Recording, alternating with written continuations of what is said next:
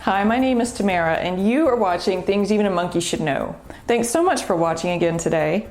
As you know, if you've watched some of my other videos, I'm not a professional at this do-it-yourself stuff. I'm just a girl who's figured out that there are a lot of things around the house and out in the yard and on my cars that I can do myself and save myself a lot of money. Hopefully now you've saved some too. So, as you can see, today I'm in the bathroom, or maybe you don't know, but if you've watched a few of the bathroom videos, you'd see me here. And I have the joy of replacing the control stop valve on a Sloan flushometer, which is a really fancy way of saying, you know those toilets that are usually the kind that you see in a public restroom? Well, the thing that turns the water off on them busted on mine, so I'm gonna fix it. So let's get started. So this is one of those videos. It's going to happen in a delightfully cramped space, so there's no telling what kinds of terrible angles you're going to give me, so I apologize in advance for that, but I want to show you what happened. This right here comes off. It's just a decorative cover, and I came in here yesterday to find water spurting out of this onto the wall, and of course running all over the place. We don't want that to happen. So there's a little screw in here, and I'll get you a close-up in a second, but there's a little screw in here that you screw in to turn the water supply off to the toilet, or you turn it on to let more water flow, and that's how you adjust the water flow in the toilet. So there is a gasket in here that has rotted away because this is really old, as you can see from all of the corrosion and stuff. So that's what we're going to replace. So the things that we'll be needing today, the easy ones, we're going to need a bucket. No, this is not concrete, it is just a nice bucket. You're going to need a rag towel of some sort, hopefully just one rag towel. You're going to need your replacement part, and in my case, you know, it is the stop repair kit for my particular toilet. You're probably going to need a screwdriver because, as we saw, that screw I am going to need to be able to unscrew it. And then we get to the wrenches, and now my hope is that I'll be able to just use just a regular large monkey wrench to get that piece off. But since it is pretty corroded, there's a chance that I may have to go a little further, so I have a pipe wrench, which if I have to use the pipe wrench, I don't want to tear up the finish on that, so I have a rag to put so that the teeth, you know, don't tear up the finish on the toilet. And also just because, again, I'm not quite sure yet what I'm in for. So I also have a pair of channel locks, also known as adjustable pliers, small pliers, and a hammer in case I have to try to hammer on the pipe wrench to get the thing to turn. Again, hopefully we're not going to have to do that, but you never know, so I'm just being prepared. So the first thing that we're going to do before I even go and think about taking a look at that toilet is we're going to go turn off the water to the house, and it's something that you should know whether you live in an apartment or a house where the main water shutoff is to the place that you live, because if you ever have a pipe to burst, you want to be able to turn off the water like that. So let's go do it. So it just so happens that my water shutoff valve is, or for the main house, is around here on the side, and I just want to turn it all the way to the right until it stops, and now that should have shut off the water for the entire house. So this is also a good time to note that if you have anything that water is essential to, like say an ice maker on your fridge that might be trying to pull water while you're doing this, now would be a good time to go ahead and shut that off so that it doesn't get messed up trying to pump in water when there's no water to be pumped. Let's also just double check there's nothing in the pipes, so that's what we wanted.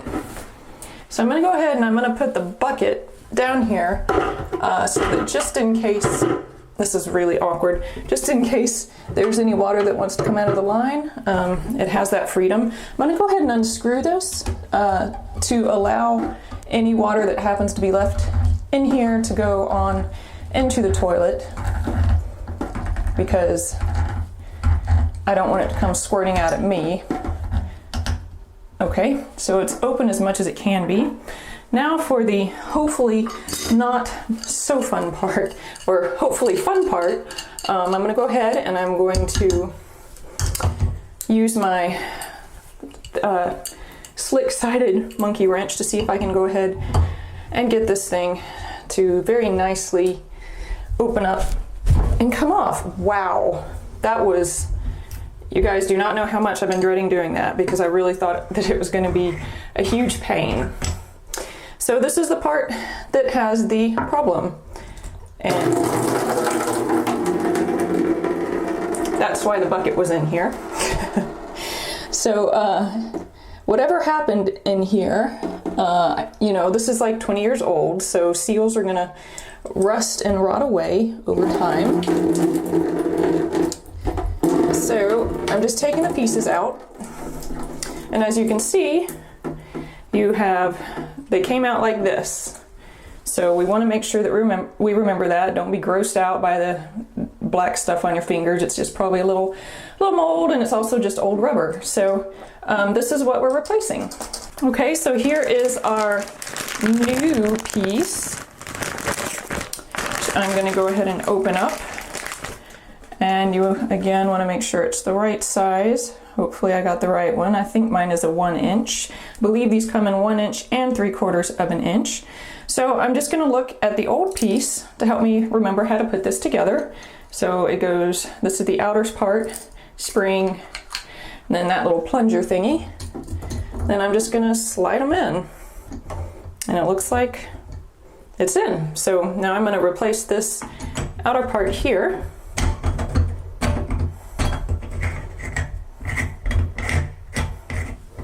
Screwing it back in. And you remember we didn't have to actually twist that hard to get this off, so we don't want to over twist. Whoops. I guess I altered those a bit. We don't want to twist it too tight to get it back on, but just a nice hand tight. So now let's go and turn the water back on and see if our toilet is fixed. Hello, remember me? We were just out here less than 5 minutes ago. So I'm going to go ahead and I'm going to open the water valve, the main for the whole house, back up all the way. And now let's go look at our beautiful toilet.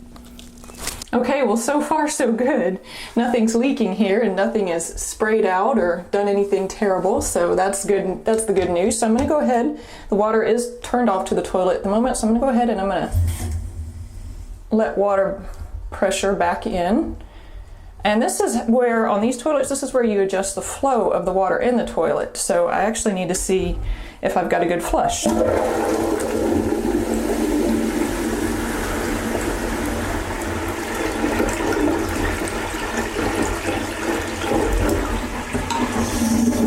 The answer to that question was no, I do not, because I didn't let enough water pressure in.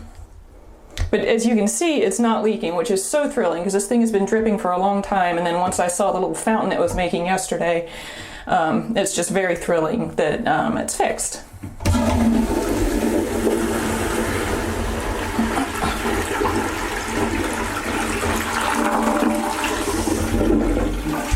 Now that is a nice flush. Okay, I know you're probably getting tired of me saying, see how easy that was? But really, see how easy that was? It was actually even easier than I thought it would be, because I thought I was gonna have to really wrangle with that corroded part to get it off, but it just came right off so nicely, just like things should. So that particular little fix, if I'd called a plumber, would have been $150 to $175 to get it fixed. Since I did it, it cost me $10 for the part and then like 5 minutes of my time. So I actually think that that kind of toilet is easier to work on than the traditional house style toilets that you see with the tank. And also I like these because I really never liked having to deal with the water tank, even though I know that's clean water, it always looks gross to me. And these, the only thing that really seems to wear out on them is just the rubber rings now and then. And I've had to replace a few of those, but I mean, they're also 20 years old, so you know, that's really longer than you can expect most things to hold up. So I hope that helped you. I hope you saw how easy it really is to work on toilets. Shocking. And thanks very much for joining me again today. And thank you to everyone who's subscribed already. If you haven't done that yet, please go ahead and subscribe. You'll find the button right up there. And please join me again next week. I look forward to seeing you.